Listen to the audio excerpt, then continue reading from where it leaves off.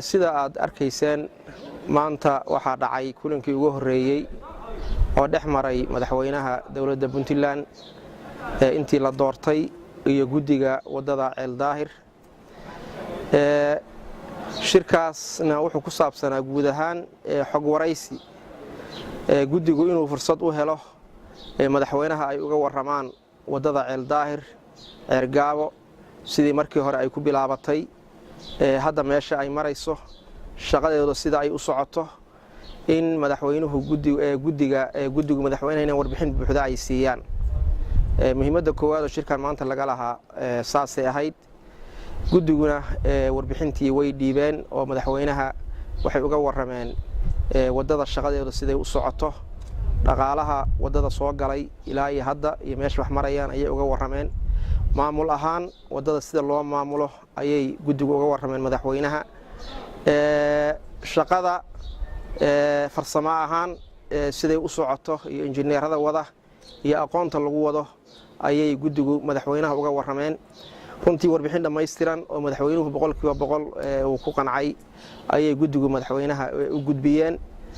dhinaca kale xagga dhaqaalaha oo kale guddigu waxay sheegeen ilaa iyo hadda taqriiban lacag 6 milyan iyo 600 oo kun ah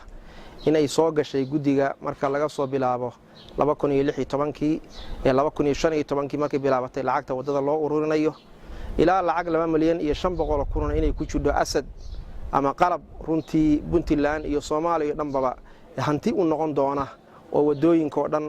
wadooyin badan laga shaqeyn karo sidoo kale lacag 4 milyan iyo 200 kun iyaduna kharashaadkii baxay inay ahayd waxay u warameen oo ay guddigu u sheegeen madaxweynaha sida la og yahay wadada hadda waxay maraysaa baran way dhaaftay 114 kilomitir ayaa caratuurkii uu dhameystiran yahay oo baabuurtu meeshii waaga hore 4 saacadood ay ku mari jireen hadda ay 1 saac iyo wax la mid ah ay ku marayaan guud ahaan runtii fadhi waxaan oran karaa wuxuu ahaa naajixa madaxweynuhuna ilaahay khayr ha siiyo 100% ayuu soo dhaweeyay guddiga warbixintoodiina uu soo dhaweeyay shirkuna wuxuu ku soo dhamaaday madaxweynuhu inuu ballan qaaday wadadaas in la dhameystiray hadii la idmo oo dhaqaalaha u haray